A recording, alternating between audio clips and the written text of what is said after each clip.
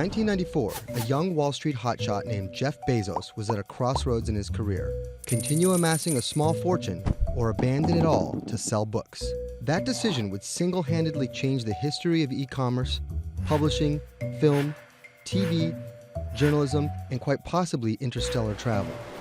That decision also represents a recurring theme in his life: never settle, ever.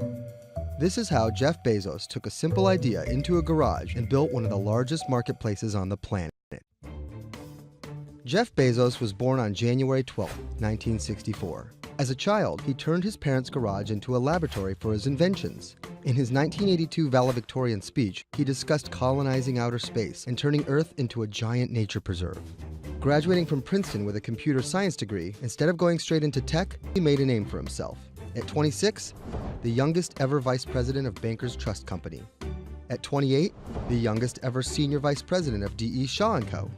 It was there that he discovered a giant untapped resource: the internet.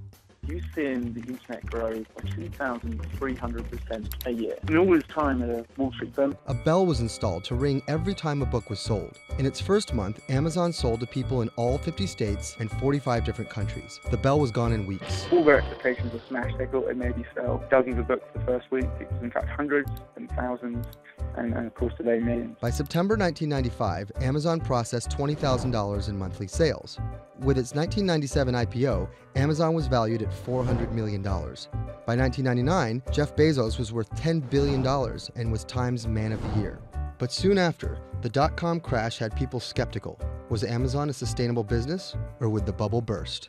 I think anyone who's met Bezos knows he's extraordinarily charismatic and very convincing. In terms of the long-term vision, he had it mapped out for decades. Whatever happened in the short term, he wasn't going to change that plan. And I think he conveyed that pretty well to his stockholders. With the crash eliminating many competitors, Amazon strengthened its grip on the market and expanded beyond books.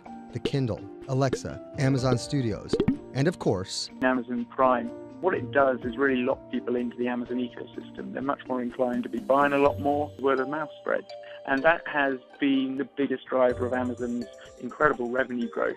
Yet historically, Amazon has seen modest annual profits. An enormous amount of cash flowing through the company, and what Bezos does is he's not returning that to shareholders, he's reinvesting that in the company, for sure in its core businesses, but also going off for these almost moonshot projects.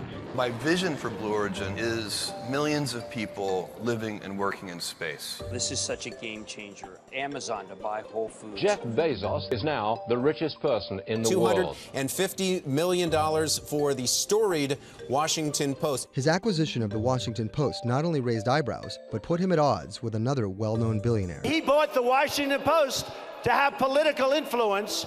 If I become president, oh, do they have problems? They're going to have such problems.